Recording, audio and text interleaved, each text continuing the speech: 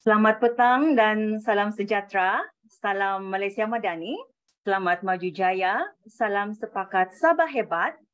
Salam Dare to Change dari PPD Kota Kinabalu pada semua guru dan para pendidik yang bersama kami pada ketika ini. Diharapkan Datuk, tuan-tuan dan puan-puan berada dalam keadaan yang sangat sihat ya. Saya Elizabeth, cikgu dari SM Stella Maris Kota Kinabalu akan menjadi moderator pada hari ini. Tuan-tuan dan puan-puan, sebelum itu sebagai persediaan, diminta tuan-tuan dan puan-puan untuk bersedia dengan laptop dan membuka tab Delima 2.0. Untuk sesi hari ini, sesi rasmi akan bermula tepat pada jam 3 petang. Jadi untuk mengisi ruang minggu ini secara lebih bermakna, kita akan adakan sesi perkongsian pendek daripada seorang individu yang amat bermakna dalam dunia pendidikan. Ramai pemimpin pendidikan di negara kita ya adalah hasil didikan beliau.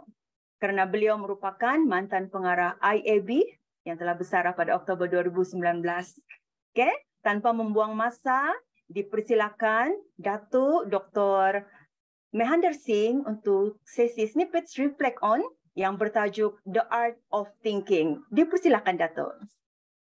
Terima kasih Puan Elizabeth. So, selamat petang dan selamat sejahtera semua pada hari Khamis jam 2.45, 2.50 petang ni. Dan kepada semua yang dapat bersama pada hari ini, saya tahu bahawa kita semua dah masuk ke dalam mod cuti dan maka mereka yang meraihkan hari raya, mungkin besok atau lusa selamat hari raya. Dan kepada semua yang tidak meraihkan hari raya tapi bercuti bersama, termasuk saya, I'm looking forward to the break. So terima kasih kerana dapat bersama, dan kalau anda tak berkesempatan untuk dengar secara live, jangan bimbang sebab ada rakamannya. Kita faham ada ramai dia who are on the road at the moment. So, tuan-tuan dan puan-puan, tajuk yang saya pilih untuk hari ini adalah The Art of Thinking. Dan saya sebut dan mengutarakan dalam sesi minggu lepas tentang kepentingan perancangan bagi seorang guru. Dan dalam perancangan, satu daripada langkah yang tidak boleh kita ketepikan ialah langkah pemikiran, untuk fikir, to think. Apa yang tajuk kita dah tahu apa yang perlu kita mengajar di kelas, tapi apakah perancangan yang perlu dibuat, maka perlu diselami. You really have to go deep dive tentang apa yang nak diajar. So dalam berfikir ini pun ada seni pemikirannya. The art of thinking. How do we think? I consider personally myself, saya anggap saya suka think lah. Whether it's a good or sign or bad sign, saya agaknya is rather a good sign lah. But most of the time I like to think. I think proses thinking ini adalah penting, dan thinking ini kita boleh gunakan banyak masa, bukan saja untuk menyelesaikan masalah. Tapi saya beri contoh ya. Saya akan memberi satu syarahan keynote pada bulan November tahun ni, jauh. Tapi proses pemikiran untuk saya dah mula. Dah olah what will be guiding me, my thoughts. Bagaimana saya nak mula penyampaian saya, apa yang saya anggap penting untuk audiens saya. So the process goes on, you know. And bila saya nampak sesuatu, saya kata, this saya boleh sebut perkara ini. Perkara ini saya boleh sebut. So the art of thinking ini patut memangnya ada dengan kita semua. Dan in many leaders dan in teachers, of course teachers, like I said, untuk merancang bila kita buat RPH kita ringkas. Tapi pemikiran, the thought process untuk apa yang nak diajar, bagaimana ia nak diajar, itu yang akan mengambil masa, dan kita perlu memberi tumpuan dan satu pendekatan yang membawa faedah kepada murid kita. The outcomes are important. So the art of thinking, besides for leaders, it's important for everyone. Penting untuk semua orang. Dan kalau tuan-tuan dan puan-puan Google saja, The Art of Thinking banyak akan keluar ilmu-ilmu dan tak semestinya kita hanya perlu baca buku je terdapat ilmu yang mendalam ni, tapi kita boleh dapat daripada short articles as well. So let's go to the next slide. So saya tertarik kerana saya dalam tuan-tuan apa tahu dalam WhatsApp group kita selalu terima maklumat. Dan dalam satu grup saya dengan pendidik daripada negara India, I'm in one of the WhatsApp group, saya tertarik dengan tajuk ini, The Art of Thinking, dan saya rasa saya boleh kaitkan tajuk itu dan tajuk ini rapat dengan jiwa saya sendiri. Dan saya rasa sesuai dikongsikan dengan semua yang ada dalam sesi kita hari ini atau sesiapa yang nak lihat rakaman The Art of Thinking. Tajuk ini dihuraikan oleh Dr. Alka Saxena, ya, bila saya terbaca. Dan saya terfikir, kita sentiasa mencari pendekatan termudah untuk mendapat jawapan. Dan kalau kita lihat bulat kedua, cara termudah ialah internet, Google. Selalu kata, just put in masukkan ayat itu dan kita akan dapat jawapannya. Tapi soalannya timbul, adakah pendekatan ini menggalakkan proses pemikiran atau pembangunan kemahiran berfikir? It's quick answer, but sometimes that quick answer kita perlukan deep thought. So that deep thought comes from really menghayati apa yang kita baca. Bukan copy dan paste di situ dan kita rasa kita dah menyelami apa yang kita nak tahu. You have not deep dive into apa yang anda nak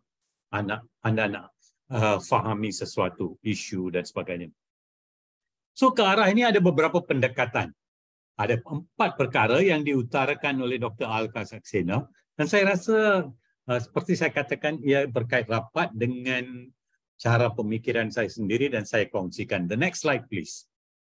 So yang kita selalu buat, tuan-tuan dan puan-puan yang ada bersama hari ini, sudah pastinya dan kita pernah dengar ini bukan perkara yang baru. Tanya soalan terbuka, open-ended question yang menggalakkan perbincangan, yang merangsangkan dialog. So ini penting juga untuk pemimpin sekolah ya. Bila kita nak minta pandangan guru-guru kita nak merangsangkan dialog, give an open-ended, not a prescriptive type of question yang mana guru-guru dah tahu bahawa jawapannya melencung ke satu arah saja. Kita nak bagi dengar, sedap didengar, maka kita bagi jawapan yang hendak didengar. Tetapi kalau kita nak dialog yang membina, yang merangsangkan, that offers debate. Ya, debate. Kita akan debate, kita akan brainstorm. Dan kita harus terima. Di zaman sekarang ni bukan tahun 60-an. You want to encourage debate. You want people to speak. Share their thoughts. Everybody has got very good thoughts, right? So kita nak perbualan intelek yang membina. Tuan-tuan dan puan-puan pun ada bacaan sendiri, ada pengalaman sendiri, ada pemerhatian sendiri. So kita nak pendekatan Sokratik. Sokrates dia selalu from one question to another, dari one soalan leading to another question, question after question. Saya masih ingat arwah Dr. Bakhtiar dekat IAB dulu. Dan masa tu saya buat master saya dan kemudiannya saya jadi pensyarah di IAB. Saya dapati arwah Dr. Bakhtiar ni dalam dia punya ceramah, dia akan sentiasa menggunakan pendekatan Sokratik. And he does not give you the answers. He wants you to think. Question after question, question after question. And it's so interesting, when you go out from the class, bila anda tinggalkan kelas tu, you are left with a lot of questions. But questions make us think. We want to think, right? So bila ada soalan, baru kita akan fikir. Tapi soalan jenis apa? Kita tak mau soalan yes and no or short answers. Kita nak soalan yang merangsangkan dialog, yang menggalakkan perbincangan, memberi perhatian kepada aspek intelek kita. So open-ended question. For example, contoh-contoh seperti soalan tentang peristiwa lampau yang paling disukai. Make it open. People still talk about World War II. Right? Apakah kesusahan yang dialami kerana peperangan? For example? Terbuka. Boleh cakap tak banyak perkara. Kalau kita kata, tell me about the movie you watched. Tell me about the book you read. Dan anda boleh cakap, kanak-kanak, murid-murid pun boleh cakap untuk 10 minit, 15 minit. So kita nak perkongsian begitu. So jangan lupa open-ended questions. Always remember that. Next slide please. Kita gunakan analogi untuk berfikir. Dan saya biasa juga gunakan analogi atau cerita. Kerana cerita itu ada kaitan. Dan untuk hari ini pun saya ada ceritanya.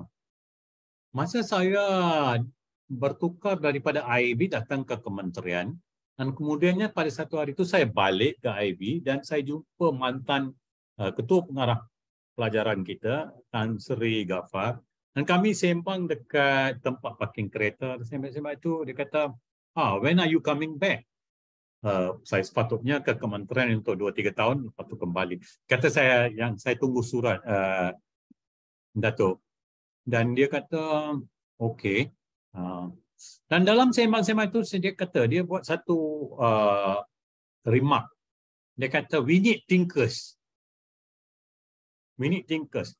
Artinya, bila thinkers ini dia bukan saja fikirkan secara retrospektif, tapi juga fikir secara prospektif. Prospektif ni about the future. How much can you tell about the future? How much can you predict based on your expertise and your experience? So, it's such an important thing. Saya sebut pasal cerita, so saya sentiasa teringat dalam mana-mana organisasi, we need thinkers. And I think saya baru ini 2 minggu lepas dengan Dr. Zalina dan mereka, saya gunakan istilah thinkers, seekers, doers. We think, we seek, and then we do. So we need thinkers, we need seekers, ya, yang mencari itu, S-E-E-K-E-R-S, thinkers, seekers, and doers. So we need that. So kadang-kadang kita gunakan analogi untuk buat kita berfikir tentang peristiwa yang baru bila dikaitkan dengan maklumat yang lampau. Right? Dan itu membawa satu pemikiran, satu pendekatan supaya kita berfikir secara mendalam. Next slide please, Azwan. Yang ketiga, menyoal secara mendalam. Deep questioning yang saya sebut secara terbuka and in depth. Kita tak, orang selalu gunakan perumpamaan, don't just scratch the surface. So bila yang mendalam ni, you have to ask in-depth question yang boleh membawa huraian. Sesuatu soalan itu boleh dihuraikan. Boleh individu itu beri perspektif yang berbeza, yang tidak disangka. Dia boleh memberi contoh. Jangan lupa, if we are putting questions dalam mesyuarat pun, dalam mesyuarat, do not forget your presence there, and soalan yang anda tanya mencerminkan dan mengutarakan brand yang ada pada dahi anda. What brand do you carry? So Elizabeth, when you are in a meeting, sudah pastinya bila anda tanya soalan tentang sesuatu isu atau memberi sesuatu huraian atau memberi perspektif berbeza atau memberi contoh, ya, Shoba pun ada hari ini, so that itu akan mewakili your brand. Bahawa you are not asking a kedai kopi punya question atau kedai kopi punya huraian yang anda buat. Satu yang membawa, yang memberi fikiran secara mendalam, menyoal secara mendalam. Dan soalan bukan untuk kita menunjukkan pandai. Soalan walaupun akan kadang-kadang menampakkan sebegitu, nak menunjukkan pandai. No, do not be mistaken. Always respect people's questions and pandangan. That is very important dalam budaya profesional, dalam persekitaran profesional, maupun di sekolah atau di mana-mana. Never underestimate anybody's ideas. Anyone, even if it's he or she is a young teacher, novice teacher. Remember, dia baru datang, mungkin dia ada idea dari luar, daripada universiti semasa dia belajar. So, pemikiran dan menyoal secara mendalam ni, asking in-depth questions itu penting.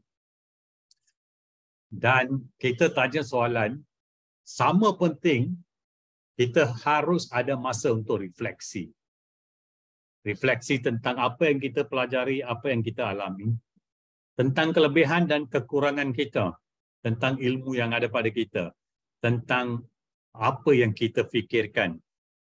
Dan semua ni akan membantu kita membuat keputusan dan menyelesaikan masalah. Peluang untuk kita sendiri memahami tata cara pemikiran, perasaan kita, penyoalan yang timbul tentang sesuatu topik.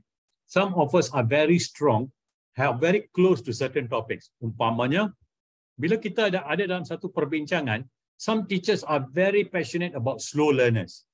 Some teachers are very passionate about children who come from deprived environment. Some teachers are, so bila dia buat refleksi tentang semua perkara ni, they are very passionate about their thoughts. And we cannot blame, we cannot, kalau cikgu A ni tanya atau pegawai ini selalu cerita dia adalah pasal sukan aja. Yes, because individu tu dia passionate tentang topik itu, dia tahu tentang topik itu, maka dia sentiasa akan fight. Sama juga orang yang fight for special education. Like for me, I'm always very passionate, walaupun bidang saya sukan, kepimpinan, but I'm very passionate about special education dan saya selalu menyokong apa-apa usaha. Because I think, saya fikir branding sistem pendidikan kita adalah berdasarkan kehebatan kita dalam 3 tunjang utama selain daripada landasan perdana pendidikan, iaitu the mainstream. Apakah tunjang-tunjang itu? Berapa hebatkah sistem pendidikan kita tentang prasekolah, preschool education, early childhood education? Yang kedua, berapa hebatkah kita tentang special education? Dan yang ketiga, berapa hebatkah kita tentang indigenous education? Orang asli, ya, dan sebagainya, kaum minority yang baik. So, our education system, selain daripada landasan harus perdana kita, kita selalu seronok dengar murid dapat 8A, 9A, itu hanya sebahagian saja yang mewakili sistem pendidikan kita, kehebatan sistem pendidikan kita. Tapi kehebatan sistem pendidikan kita ada banyak cabang yang lain. Selain daripada kualiti guru dan sebagainya, remember, 3 tunjang yang saya sebut tadi, indigenous education, early childhood education, and special education. Itu adalah sangat penting untuk menunjukkan pada dunia pendidikan bahawa we are ahead. Kita berada searas dengan perkembangan pendidikan di negara-negara lain. Jangan lupa, masa untuk refleksi. Next slide, please. Seperti biasa, hari ini tambah pula ada satu soalan. Is reading thinking? Okay. Reading is thinking. I wonder. Ada. So, sememangnya anda akan pikirkan, memang when you read, you think. You kaitkan what you're reading dengan dunia sebenar. So, reading to a certain extent encourages thinking. So, remember, kita dapat ilmu daripada pelbagai sumber, termasuk buku, termasuk majalah, termasuklah perbincangan secara intelektual, profesional dengan rakan-rakan sambil minum kopi. Ya, buku adalah beban latihan untuk minda. Books are the training weights of the mind. No one can hand you experience. I cannot hand you my experience, but I can share my thoughts macam hari ini. And I can also share with you books, titles of books that when you have time, you can go through and read. So jangan lupa, if a child can't learn the way we teach, maybe we should teach the way they learn. Itu saja daripada saya untuk hari ini.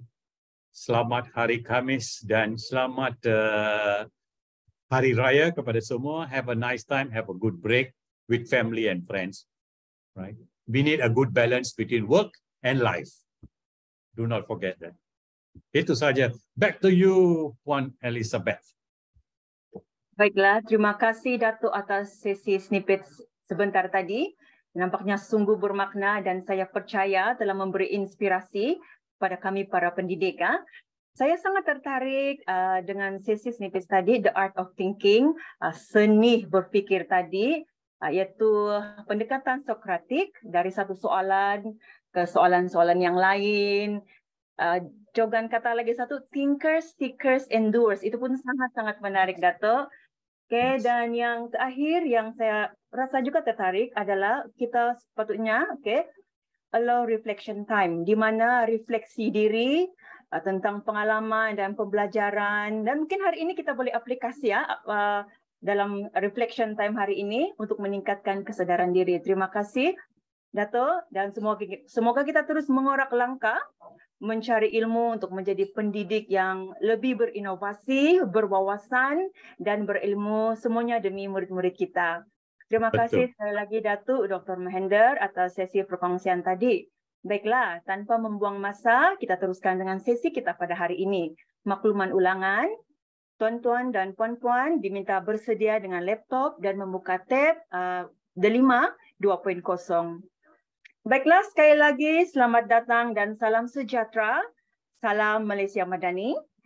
Selamat maju jaya, salam sepakat Sabah hebat, salam Dare to Change dari PPD Kota Kinabalu kepada yang berbahagia Datuk Dr. Amin Senin, pengasas CDL, penceramah jemputan mingguan kita Datuk Dr. Mehander Singh, Puan Elsie Gilu, koordinator CDL, Cikgu Mita Tabang Sabah, para pengetua dan guru besar, para pendidik dan guru-guru di seluruh Sabah khasnya, dan yang sudi bersama kami dari seluruh pelosok Malaysia.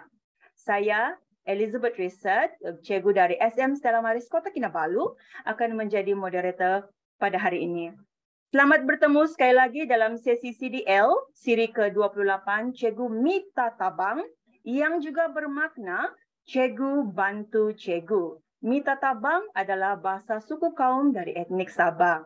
Ini adalah satu sesi perkongsian ilmu yang dijalankan secara bersiri menerusi siri hands-on online session.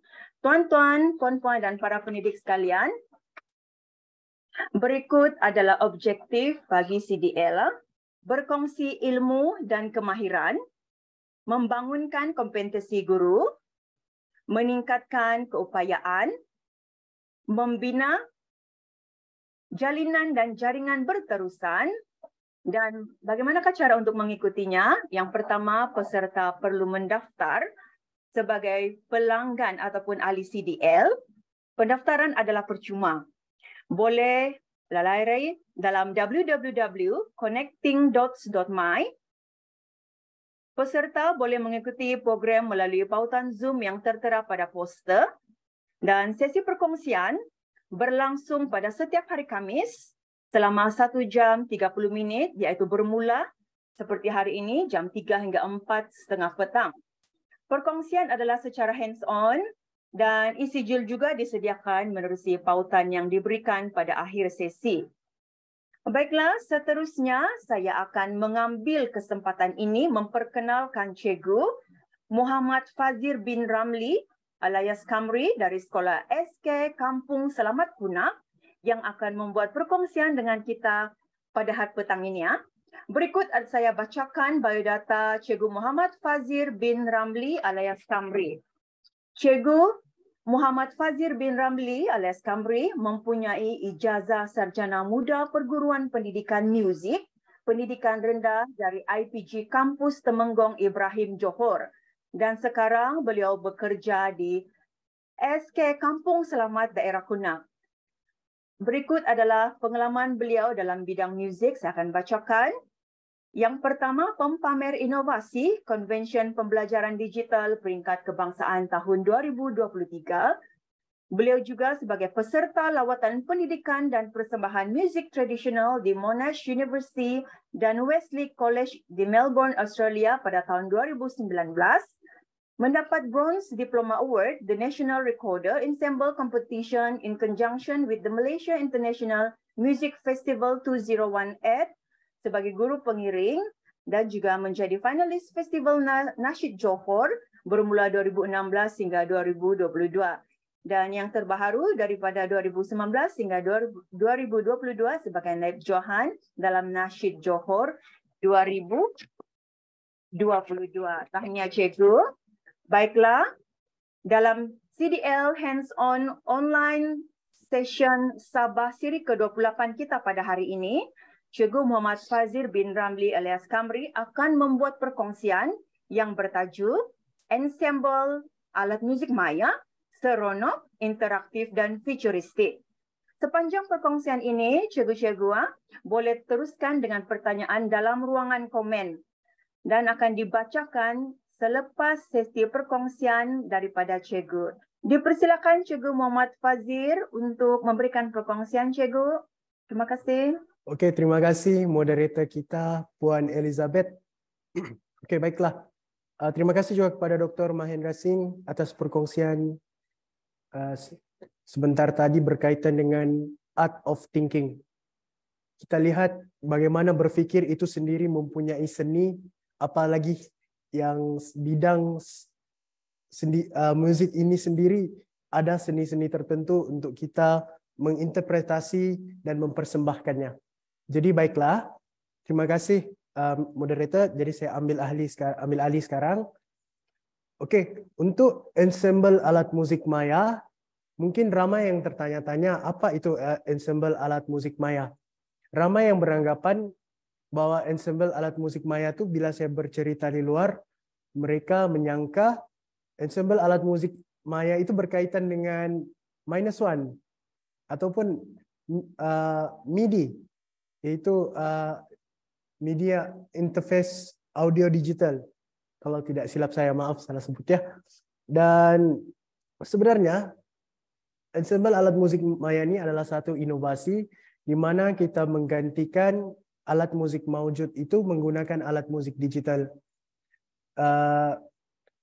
Saya di sini berkongsi dan bukan berniat untuk mengajar, kerana saya percaya ada ramai otai-otai di dalam sini yang lebih pakar dan lebih berpengetahuan terhadap bidang musik ini sendiri.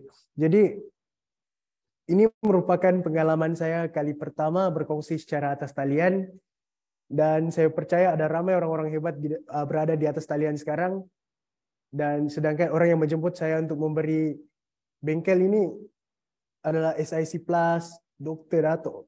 Saya sangat segan dan saya gemetar sedikit, jadi saya minta maaf atas kelemahan dalam penyampaian bengkel ini. Saya akan cuba yang terbaiklah. Jadi kita bermula dengan mengenali dahulu apa itu ensemble alat musik maya, dan kita bercerita sedikit tentang pendidikan musik.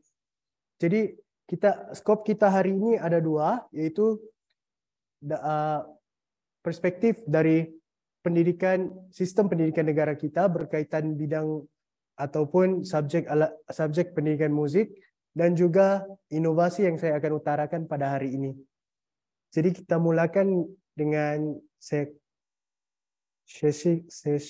screen sekejap. Okey, untuk ensemble alat musik maya ya, kita pergi kepada slide yang pertama. Apa itu ensemble alat musik maya? Okey, ensemble alat musik maya adalah persembahan berkumpulan yang memanfaatkan alat musik digital dalam peranti, yaitu virtual piano, virtual gitar, virtual bass, virtual drum set, dan percussion. Okey, jadi kita boleh dapatkan virtual instrument ni dekat peranti-peranti yang ada seperti tablet, iPad, ataupun telefon sendiri, telefon Android. Kita boleh download daripada store-store yang ada, daripada App Store, daripada Microsoft Store, dan juga daripada Android. Okay? Tujuan ensemble alat musik maya ini adalah salah satu medium untuk mengaplikasikan kemahiran dan pengetahuan yang dipelajari dalam subjek pendidikan musik di sekolah.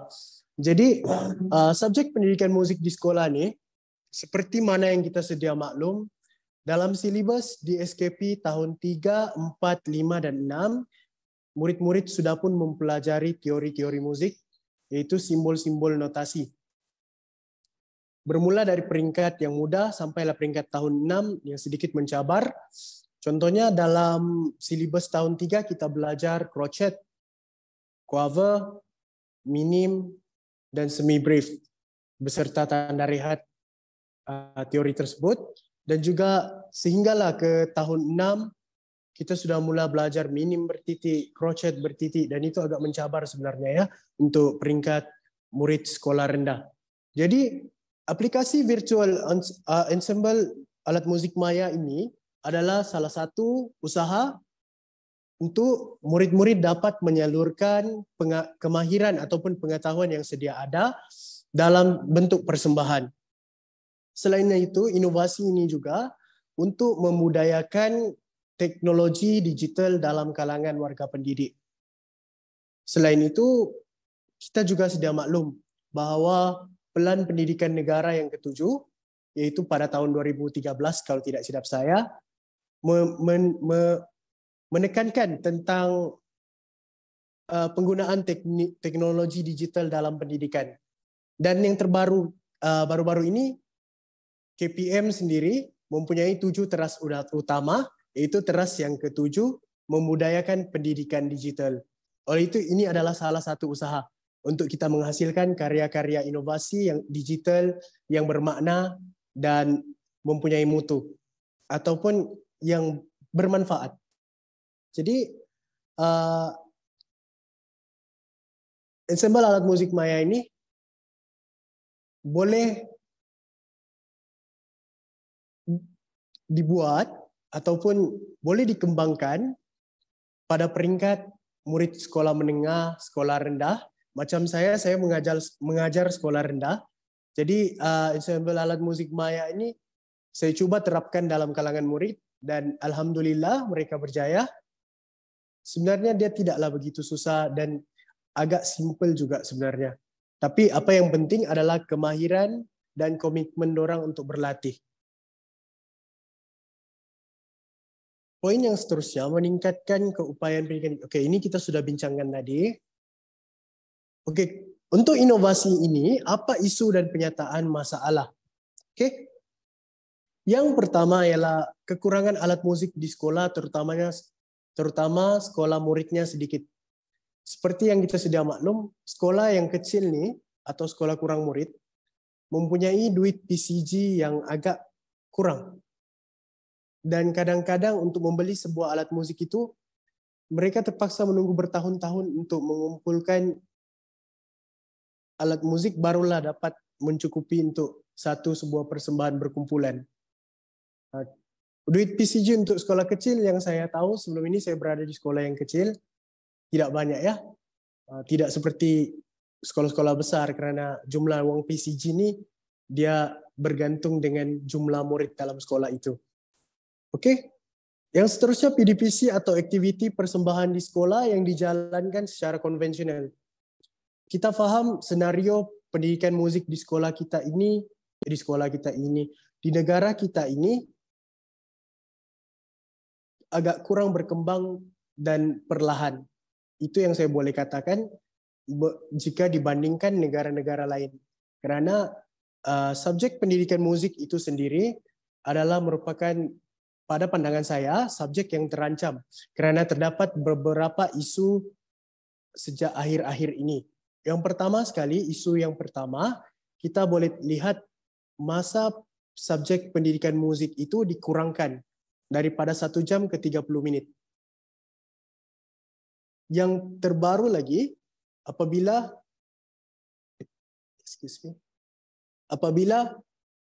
subjek pendidikan musik itu digugurkan dan digantikan dengan subjek pendidikan kesenian, yaitu gabungan antara seni dan musik. Dan yang sekarang hanya tinggal pendidikan musik adalah tahun 5 dan tahun 6.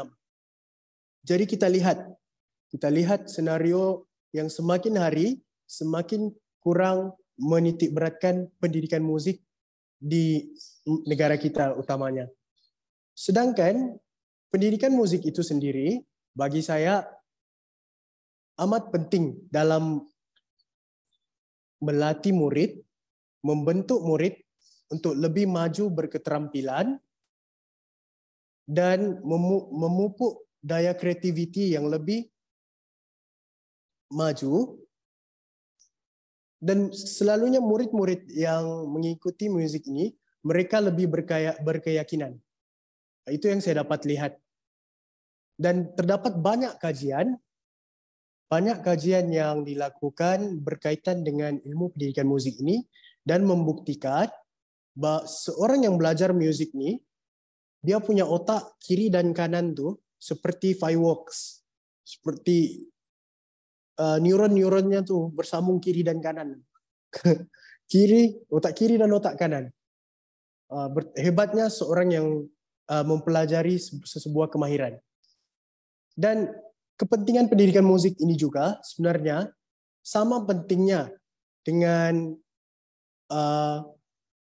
potensi linguistik dan juga psikomotor, dan boleh dicungkil, diasah sejak di bangku sekolah lagi.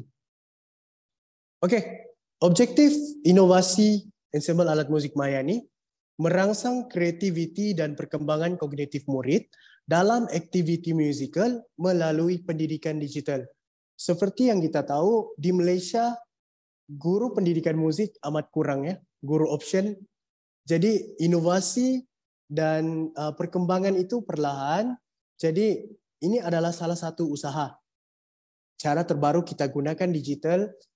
Mungkin pada masa kini dia mungkin nampak pelik ataupun mungkin kurang masuk akal bagi setengah orang, tapi kita tidak tahu dalam masa 20 tahun akan datang semuanya berpandukan digital. Sebab itu saya letakkan dia futuristik. Sebab mungkin 10 tahun atau 20 tahun akan datang kita akan melihat orkestra orang tidak lagi menggunakan alat muzik maujud. Semuanya menggunakan digital belaka.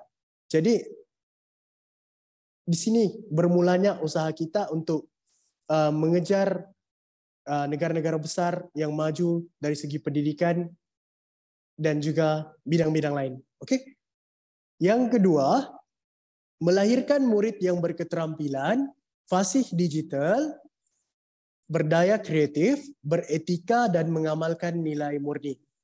Okey, seperti yang saya cakap, murid yang aktif dalam aktiviti musikal ini, mereka lebih berketerampilan dan berkeyakinan. Ketakutan di atas pentas tu akan terhakis sedikit demi sedikit bila mereka selalu melakukan persembahan. Dan mereka juga boleh memajukan potensi diri mereka dalam bidang musik. Okey, dalam bidang musik ni sebenarnya pentingnya dia merupakan salah satu tanda untuk kemajuan sesebuah tamadun. Kerana setiap tamadun berbeza aspek-aspek kebudayaan dan norma-norma masyarakatnya. Jadi di Malaysia dalam kita punya skop konteks rakyat Malaysia, muzik ni dia memberi message pesanan-pesanan untuk generasi muda. Oleh itu sebab pentingnya pendidikan musikal itu supaya murid dapat dia punya ayatah menjadi pengguna musik yang berpengetahuan dan berdiskriminasi. Apa maksud berdiskriminasi? Okey. Bekalan ilmu musik yang diberi akan membolehkan mereka memilih dan membuat diskriminasi di antara musik yang mempunyai nilai estetik dan serius dengan musik berbanding dengan musik yang digelar sebagai tidak bermutu. Seperti yang kita faham sekarang, arena musikal negara dihambat dengan jenis-jenis musik dari luar dan kadang-kadang tidak mempunyai nilai estetik yang kukuh. Jadi oleh sebab itu kita perlukan pendidikan musik ini diajar, dikembangkan di sekolah untuk melatih murid berdiskriminasi, dapat memilih menginterpretasi musik dengan baik yang mempunyai nilai estetik. Okay? Seterusnya memberi satu inovasi baharu dan seronok terhadap aktiviti berkumpulan dalam kelas pendidikan musik di sekolah. Okay, selalunya kelas pendidikan musik sekolah ni kita menggunakan bahan-bahan maujud saja, alat-alat musik maujud, dan kita jarang menerapkan digital. Selalunya kita hanya menggunakan teknologi, iaitu speaker, mikrofon, teknologi musik. Tapi dari segi musical digital itu, selalunya murid yang di peringkat umur mungkin sekolah menengah, mereka ada menggunakan seperti MIDI untuk alat musik digital, macam mana ilmu-ilmu musik komputer. seperti composing dan arrangement. Tapi di sekolah rendah kita masih lagi menggunakan alat-alat perkusi, alat-alat musik biasa, dan kurang mendedahkan digital kepada murid. Jadi ini adalah salah satu objektifnya untuk memberi inovasi baru, seronok secara berkumpulan dalam kelas pendidikan musik di sekolah. Oke, selesai dengan perspektif pendidikan musik di negara kita dan juga berkaitan dengan inovasi yang saya coba utarakan. Kita lihat pula inovasi ini secara teknikal. Oke. Dalam membentuk ensemble ataupun persembahan alat musik maya ini, ada beberapa aspek yang kita perlu tekankan. Antaranya persiapan teknikal, pemilihan murid, modul latihan kemahiran alat musik, pemilihan dan susunan lagu. Untuk aspek musical ini, secara teknikalnya kita tidak lari dari 7 elemen musik yang mungkin semua guru pendidikan musik tahu dan faham. 7 elemen musik. Yang pertama, irama. Saya tengok kalau ada sini ya. Oke, 7 elemen musik yang pertama ialah irama, yaitu rhythm ataupun ritma. Macam mana satu corak irama itu kita nilai. Corak irama ada bermacam-macam. Saya contohkan. Oke, ini corak irama 1. Corak irama yang kedua. Corak irama yang ketiga. Oke, itu cara kita bagi tahu murid faham tentang irama.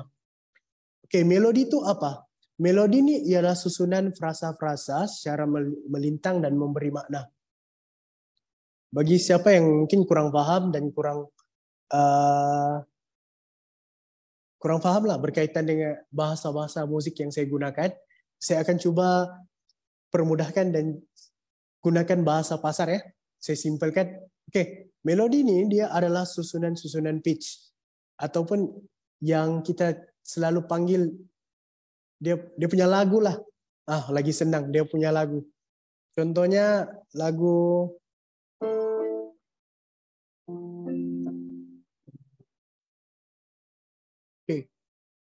itu dia punya melodi.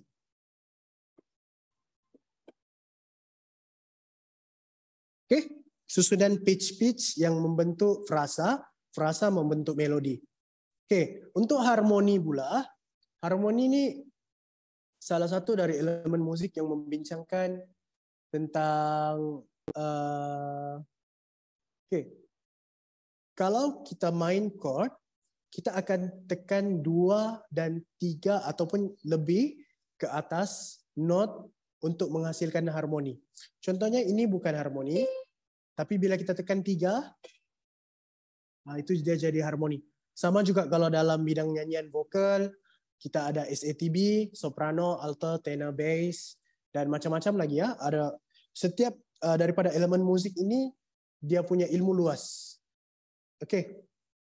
Kita tengok pula dengan tekstur musik dalam musik kita boleh nilai sama ada dia homofoni, monofoni, polifoni dan heterofoni. Bermaksud lapisan-lapisan musik itu sendiri. Contohnya kalau orang menyanyi saja, kita panggil monofoni. Kalau orang menyanyi sambil main gitar, kita panggil tekstur homofoni. Bila mana satu band ataupun seperti dalam ensemble alat musik maya yang saya tubuhkan itu, diorang polifoni. Ada banyak alat musik yang memainkan tugas yang berbeza lah. Ada pula salah satu lagi, macam orkestra dia terlalu banyak lapisan dan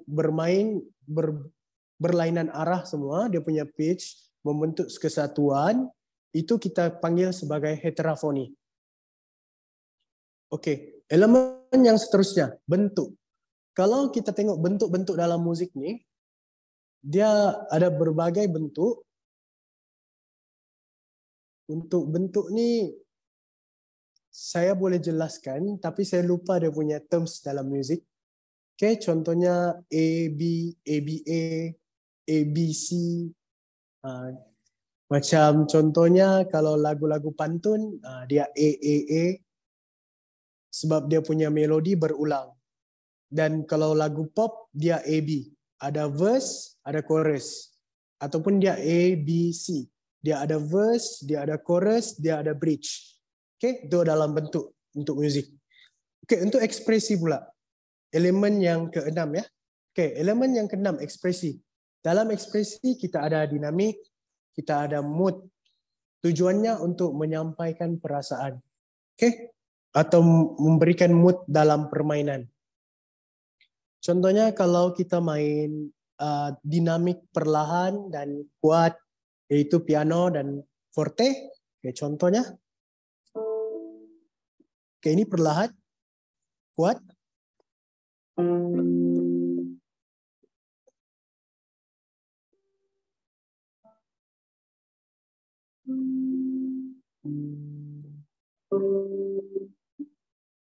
Dia perlahan kuat untuk menimbulkan mood. Banyak lagi elemen-elemen ekspresi di crescendo dan juga rentak-rentaknya tu kita main marching ke, legato lento ke, adagio, minta maaf bukan arpeggio. Andante. Okay. Elemen yang ketujuh ialah warna ton. Okay, untuk warna ton bermaksud tentang alat musik itu menghasilkan warna suara ataupun warna bunyi yang berbeza. Contohnya kalau alat musik besi, bila mana kita pukul dia menghasilkan warna ton yang berbeza apabila kita memukul alat musik kayu. Terdapat beberapa kelas-kelas warna ton, contohnya alat musik bertali kita panggil kordofon. Kalau alat musik yang dipalu dan menggunakan kulit, kita panggil membranofon. Dan banyak lagi alat musik tiupan, alat musik ni. Jadi itu adalah antara elemen-elemen yang kita perlu tekankan dan kita perlu utamakan bila mana kita merancang sesuatu persembahan muzik. Okey? Jadi dalam skop persiapan teknikal tadi kita sudah bincangkan apa yang perlu ada dalam sebuah persembahan. Okey, kita tengok untuk persiapan teknikal khas untuk ensemble alat musik maya. Okey, kita perlu menyediakan peranti yang bersesuaian untuk aktiviti interaktif. Okey, seperti moto ensemble ini, seronok, interaktif dan futuristik. Kita sediakan peranti interaktif macam handphone ataupun tablet, iPad. Macam yang saya pakai Surface Go. Nampak tak? Saya gunakan Surface Go. Lepas tu kita muat turun alat musik maya itu ke dalam peranti. Contohnya yang saya sudah muat turun di sini. Okay. Ini adalah grand piano. Nampak tak? Okay. Ini alat musik maya. Okay. Sebelum kita memulakan sesi latihan, kita perlu sediakan set audio PA system untuk latihan. Dan persembahan. Antaranya mikrofon, stand mikrofon, amplifier, speaker, audio, jack, kabel dan adapter. Okay. Saya yakin dan percaya kalau guru musik yang berada di dalam tarian ini sudah biasa dengan set-set PA system ni lah. Okay. Kalau untuk adapter kita ada ini. Ini adalah adapter. Ada juga orang panggil connector. Dia daripada jack kepada auxiliary jack. Okay. Tujuannya apa? Tujuannya supaya kita boleh sambungkan ke dalam kita punya peranti. Saya cuba tunjukkan di sini. Oke, bila mana kita sudah sambungkan, dia boleh berbunyi seperti biasa. Oke, untuk PA system selesai. Kita tengok jack adapter converter, ni dia punya barang-barang lah. Punya alat-alat untuk kita sediakan ensemble alat muzik maya. Oke, kejadiannya seperti ini. Oke, semua tab disambungkan ke speaker. Dan daripada mixer ke tab mixer to speaker. Okay, murid-murid akan bermain dan membentuk kesatuan muzik. Dan persembahan ni diorang seperti live band. Okay. Untuk persembahan musical di sekolah, kita menitik beratkan pemilihan murid ya. Yang mana murid yang berkebolehan dan berbakat diutamakan. Okey, uji bakat atau berdasarkan pemerhatian guru. Okey, ramai guru-guru yang bukan option music tapi mengajar musik bertanya dengan saya, bagaimana untuk kita mengetahui seseorang murid itu berkebolehan dalam musik. Okey, benda yang saya selalu cadangkan adalah 3. Jika murid tu dia boleh buat 3 benda ni, dia ada rhythm music sense sebenarnya, dan dia mungkin juga ada bakat terpendam. Yang pertama, kepekaan terhadap irama. Kalau kita macam buat irama, kita tepuk, dia boleh tepuk balik dan tiru sebiji. Maksudnya dia ada kepekaan dalam irama, terhadap irama. Okey. Okay, untuk mengajuk pitch dengan tepat, kita perlukan alat muzik. Untuk level awal-awal beginner, kita suruh dia sebut na dulu. Sebut na. Suruh dia sebut na. Kalau dia boleh sebut tu, kita dengar dia punya projection suara macam mana. Okay. Lepas tu kita bagi dia rhythm dan pitch sekali. Contohnya begini.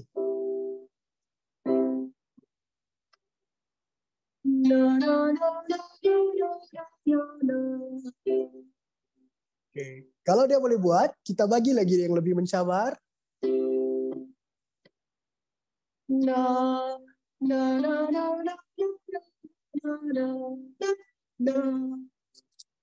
Kita boleh juga gantikan sebutan na tu dengan sebutan solfa. Seperti yang guru musik selalu ajar, do, re, mi, fa, sol, la, ti, do tu.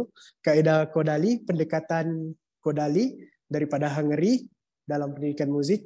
Kita boleh juga gunakan yang itu. Tapi saya lebih selesa menggunakan suku kata seperti begitulah. Na, kemudian kalau dia boleh buat na, kita naik ke peringkat seterusnya, dia sebut la pula.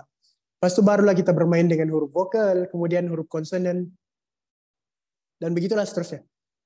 Ini pun latihan ini pun boleh digunakan dalam vocal warm up, pemanasan vokal, yang mana selalulah kalau kita buka YouTube tu, kita nampak artis-artis ni, diorang sebelum buat persembahan nyanyian, diorang vocal warm up dulu. Tujuan vocal warm up ni untuk membuka rongga-rongga suara dan memastikan kita dapat project kita punya voice daripada register yang betul. Okay, untuk vokal dia ada 3 register yang utama kita selalu dengar. Register dada, register kepala, dan register perut lah. Dan yang paling tinggi adalah whistle register, macam Mariah Carey selalu buat, register yang paling tinggi. Kemudian pendengaran yang baik, bila mana murid tu dia dapat ajuk kita punya irama dan melodi semula, bermaksud dia mempunyai pendengaran yang baik lah. Jadi di situ dia ada music sense ataupun untuk irama rhythm sense. Dan kita juga perlu pilih murid yang mampu memberikan komitmen untuk berlatih, berdisiplin dan berketerampilan. Oke, sekarang. Oke, modul kemahiran alat musik. Ini adalah modul yang saya gunakan untuk melatih budak dalam ensemble alat musik maya ya. Saya akan berikan secara percuma kepada semua audiens hari ini. Oke. Saya akan kongsikan link Google Drive di chat ya. Oke, saya sudah share dekat link di chat. Siapa yang mau download dan gunakan, boleh guna. Semoga bermanfaat. Modul yang tidak seberapa daripada saya, dan saya yakin dan percaya bahwa ramai lagi otai-otai di dalam sini yang lagi berkemahiran dan hebat. Oke, kita tengok pula dia punya modul ya. Murid tu pakai guna modul macam mana. Ini antara modul yang saya gunakan untuk melatih murid dalam ensemble alat musik maya. Contohnya kemahiran alat musik gitar. Kita bagi diorang fingering, kemudian chord basic dalam family chord C major. Oke, kenapa C major? C major ni adalah asas ya. Terutama saya yang melatih murid-murid sekolah rendah, sebaiknya mereka bermula dengan C major. Kalau kita tekan di key piano tu, dia tidak melibatkan sharp dan flat lah. Dia tidak melibatkan key yang warna hitam. Kalau untuk gitar ni senang. Ramai orang belajar bermula dengan C major. Asas basic, tiada sharp, tiada flat. Oke, kita tengok. Oke, ini adalah chord-chord yang orang pakai.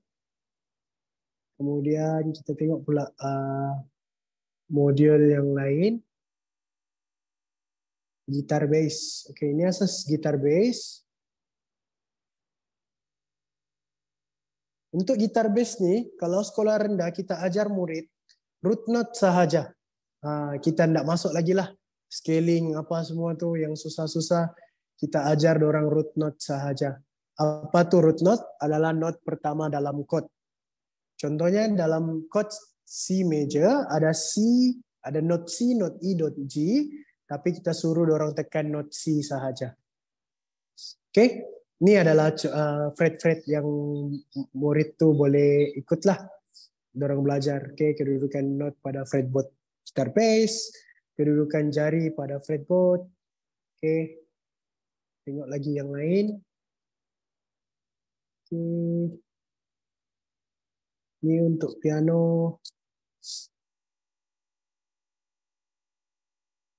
ataupun kita boleh pakai keyboard.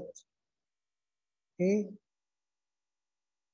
Senang sahaja bagi untuk murid-murid. Dan ini pun merupakan version ataupun siri yang pertama, jilid pertama lah. Kalau orang sudah mahir dalam C major, kita bagi lagi yang lebih mencabar. Contohnya F major family chord, G major family chord, D major family chord. Kemudian barulah kita, kalau dia orang mampu lah, kita bagi pula F sharp, B flat. Oke, contoh yang ini. Oke, ini kemahiran perkusi. Oke, kemahiran perkusi ini berbeza sedikit dengan alat musik yang ada pitch tadi. Oke, di sini kita ajar berkaitan rentak-rentak asas dalam persembahan. Oke, siapa guru-guru yang paham notasi boleh tengok. Dan saya minta maaf juga jika ada kelemahan dalam membuat notasi bagi percussion. Sebab ini bukan kepakaran saya kalau percussion. Jadi saya dengar dia punya bunyi ngam, susunan macam oke. Jadi saya kongsikan. Dan benda ni still boleh baca, sama saja. Bahasa musik ni dia universal. Kalau di Amerika Syarikat, crochet nilainya 1, di Malaysia pun nilainya 1 juga.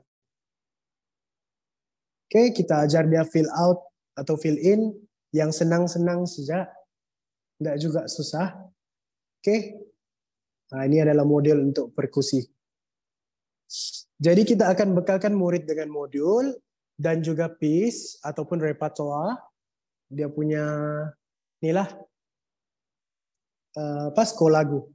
Oke, sama ada kita bekalkan lagu tu secara notation ataupun kita ada cara yang mudah, kita download dekat internet tu lagu-lagu yang ada chord-nya tu, kemudian guru musik sesuaikan sahaja. Tiada masalah. Yang penting murid tu dia boleh enjoy dalam musik. Musik tu sebenarnya subjektif. Kita ada berbagai-bagai interpretation. Kita ada berbagai-bagai interpretasi. Sangat-sangat subjektif. Okay? tidak semestinya begini jadi begini. Musik tuh dia universal dan sangat subjektif. Oke? Jadi kita kembali ke PowerPoint. Alright, tadi modul kemahiran musik. Sekarang kita tengok pula untuk pemilihan lagu dan juga susunan lagu. Oke, yang pertama sekali lagu tuh haruslah mudah untuk dinyanyikan dan dimainkan serta sesuai dengan tahap murid. Oke, kita jangan pilih lagu yang susah-susah untuk dimainkan. Khasnya untuk murid sekolah rendah, kita pilih yang banyak menggunakan not crochet lah. Yang not-not dorang belajar. Temponya tidak terlalu perlahan, tidak juga terlalu laju. Sederhana masih oke. Sebaiknya lagu dalam nada C major. Lagu sesuai dengan range suara murid. Semak lirik dan range. Oke, kita pastikan dulu liriknya tuh lirik dia ada unsur-unsur negatif. Oke, range murid dia sampai.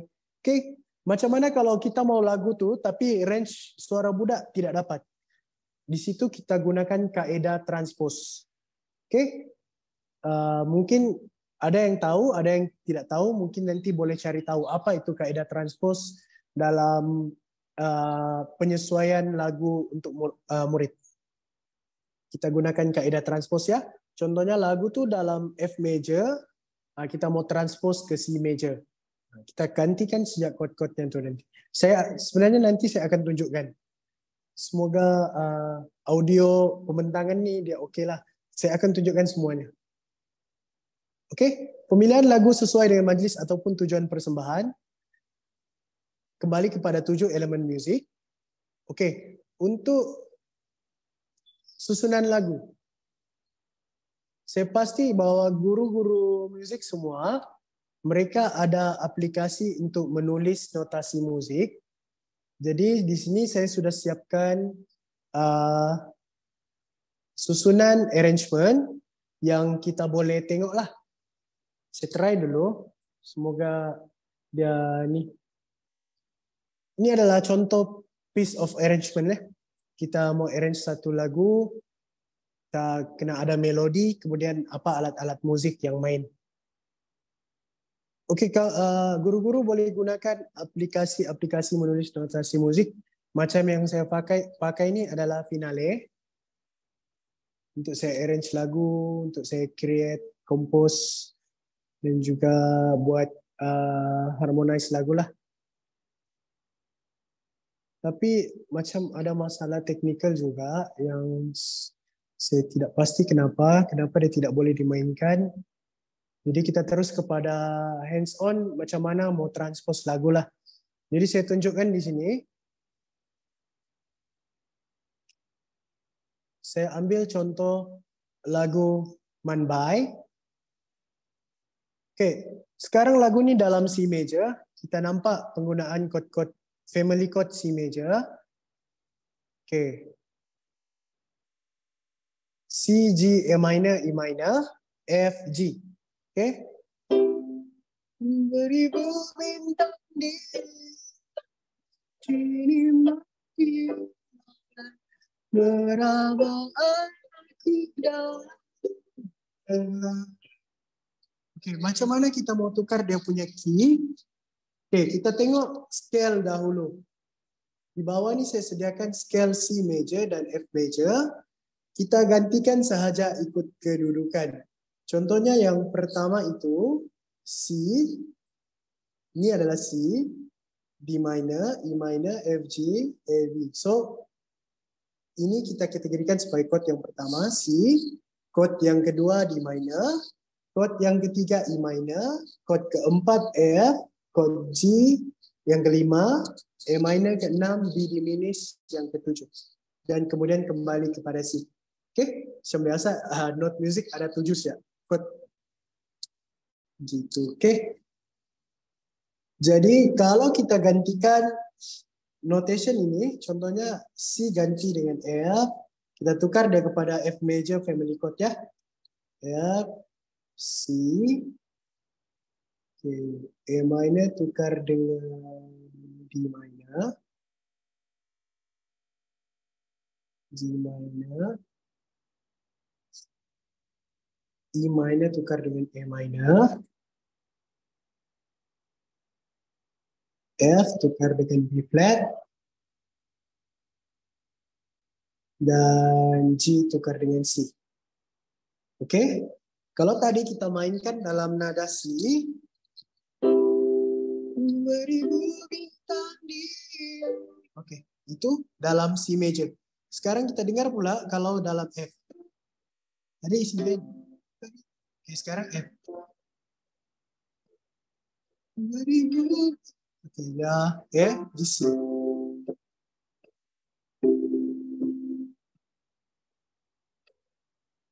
Oke. Beribu bintang.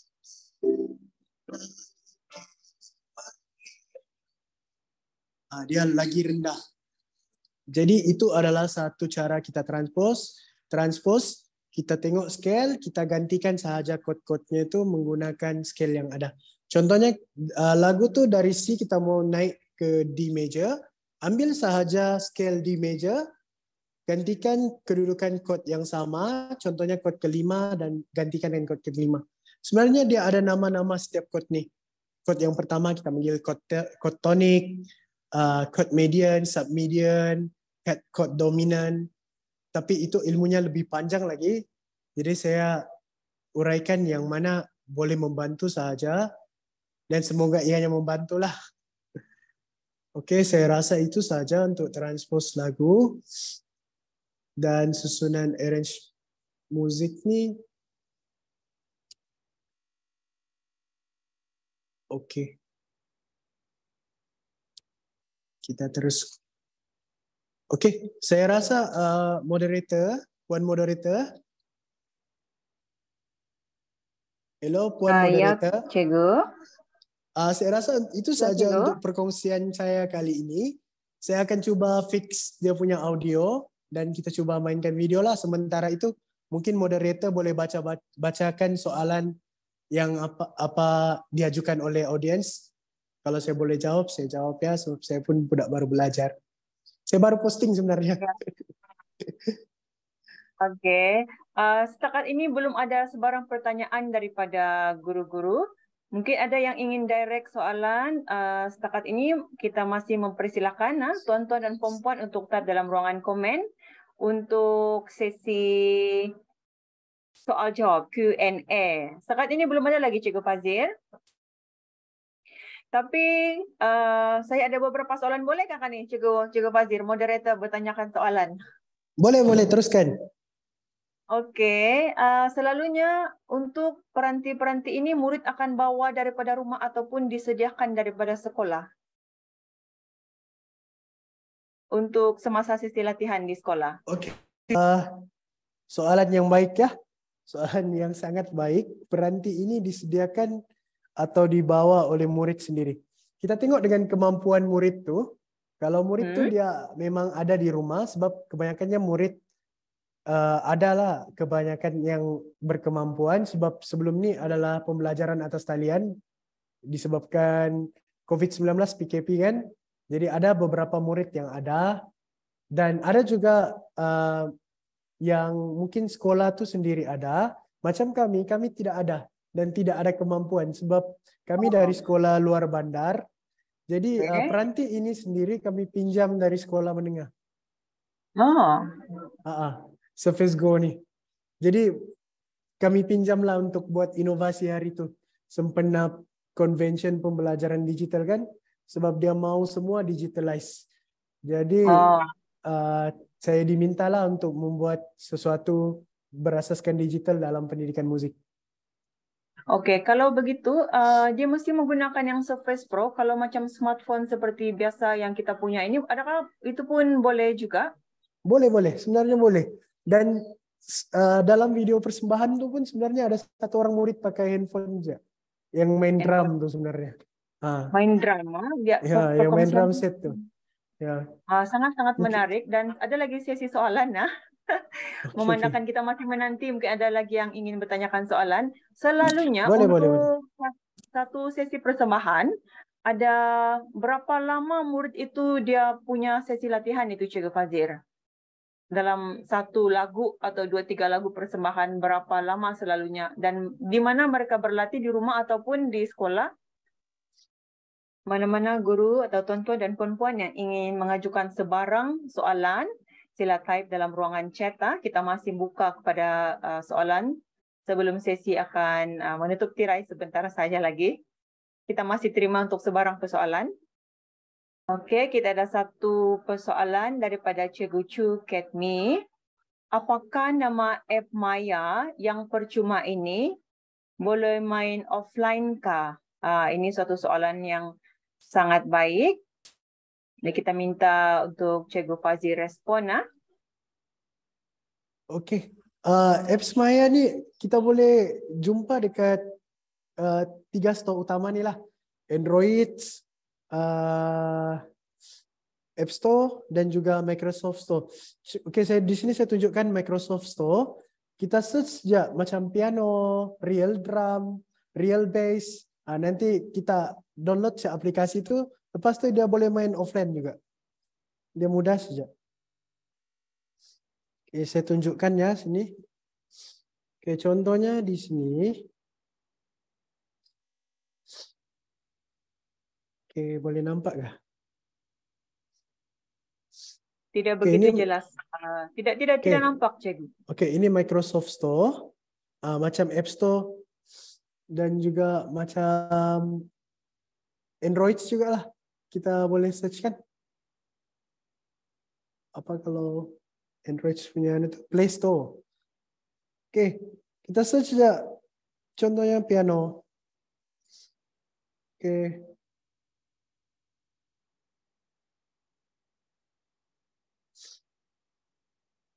Okey, keluar piano gini. Lepas tu dekat button sini boleh launch. Kalau belum install, kita install dulu. Lepas tu kita tekan dan kita boleh main macam biasa. Selalunya budak-budak ni selalu main yang ni. Okey, boleh nampak? Cikgu ada soalan lagi. Apakah nama apps? Perlu di-type nama apps. Okey, untuk drum kita pakai real drum.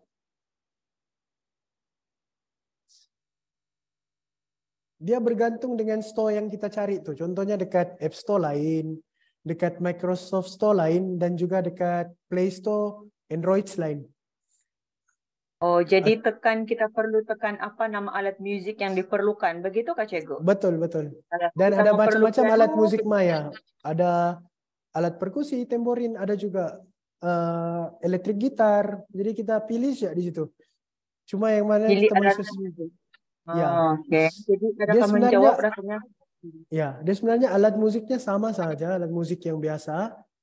Tetapi macam kita main alat musik maujud juga, cuma ini kita touch di screen lah. Contohnya C major dalam piano. Sama tak begitu? Ya. Cuma dia perlu, kalau piano dia perlu smartphone yang besar lah kan, Cikgu? Sebab perlu jari-jari yang besar sikit lah kan, lebih sesuai untuk yang lagi besar. Iya, Smartphone betul. macam begitu kan? Iya. Okey. Rasanya ada lagi kan ni soalan-soalan? Kalau tiada sudah. Okey, ada modul sudah dikongsikan. Terima kasih Cikgu daripada Puan Shoba. Okey, rasanya macam tiada sudah untuk sesi pertanyaan ni, Cikgu Fazil? Ya. Okey, untuk itu kita mengucapkan ribuan terima kasih untuk sesi perkongsian daripada Cikgu Muhammad Fazil bin Ramli alias Kamri atas sesi hands-on yang sungguh bermakna tadi. Walaupun ada sedikit kekangan, tapi Cikgu akan kongsikan. Okey, mohon juga semua guru, ini tuan-tuan dan puan-puan, untuk mengisi maklum balas dan kehadiran melalui link yang akan dikongsikan sebentar sahaja lagi. Okey, tuan-tuan dan puan-puan, kita akan adakan sirih ini pada setiap hari, pada hari Khamis, masa akan dimaklumkan. Dan sekali lagi, untuk makluman awal para peserta, minggu hadapan, siri ke-29 tidak ada, CDL akan bermula pada 11 Mei 2023. Untuk siri yang ke-29, Okey. Perkongsian amalan baik pelaksanaan kajian tindakan dalam konteks tingkatan 6 pembentang Cikgu Chia Mun Meng, Kolej Tingkatan 6 Kota Kinabalu. Ini satu perkongsian yang sangat baik dalam konteks tingkatan 6 khususnya guru-guru tingkatan 6. Okey. Sebarang pemakluman akan melalui WhatsApp dan Telegram akan dikongsikan, tuan-tuan dan puan-puan. Jangan lupa isi link kehadiran yang dikongsikan dalam grup chat. Kita berjumpa lagi di sesi akan datang. Selamat berehat semua. Tapi sebelum itu, sebelum kita bersurai, marilah kita mengambil gambar untuk kenang-kenangan dan bukti kehadiran tuan-tuan dan puan-puan dalam sesi CDL walaupun cuti ini. Diminta semua untuk on kamera dan senyum selama mungkin sampai siap. Untuk itu mohon bantuan Puan Moderator, untuk ambil gambar. Puan Moderator, Terima kasih. Puan Moderator, saya mau mengambil kesempatan untuk minta maaf dengan pihak penganjur dan semua audiens terhadap masalah teknikal yang tidak dapat saya elakkan. Saya mohon betul-betul maaf, sangat-sangat minta maaf ya. Tapi untuk video ensemble alat musik Maya tu, saya akan cuba upload dekat YouTube dan orang audiens yang ada di sini boleh capai nanti. Type sahaja ensemble alat musik Maya Convention Pembelajaran Digital Sabah 2023. Okey, insya-Allah itu saja. Terima kasih. Minta maaf moderator. It's okay Cikgu Fazir. Kadang-kadang di luar kawalan kita kan, walaupun begitu banyak input kita dapat untuk semua guru-guru sebentar tadi. Okey, semua on camera. Untuk kita mengambil gambar, diminta juga untuk Puan Nazwani untuk memberikan cue untuk kira-kira macam tu. Okey, cikgu-cikgu boleh on camera, mana yang belum on. Ya, saya ambil ya. 1, 2, 3. Sekali lagi 1, 2, 3 freestyle. 1, 2, 3. Okey. Alright. Terima kasih Hazwani. Jumpa lagi minggu hadapan. Selamat Hari Raya.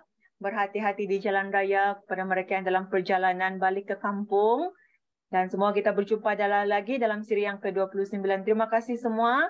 Dan bagi saya, moderator pada hari ini, Cikgu Elizabeth Reset ingin mengucapkan terima kasih untuk semua dan juga sebarang kekurangan pada hari ini datangnya daripada saya dan semua kita berjumpa lagi. Terima kasih untuk semua. Oke, selamat Hari Raya. Selamat bercuti semua. Selamat Hari Raya. Terima kasih.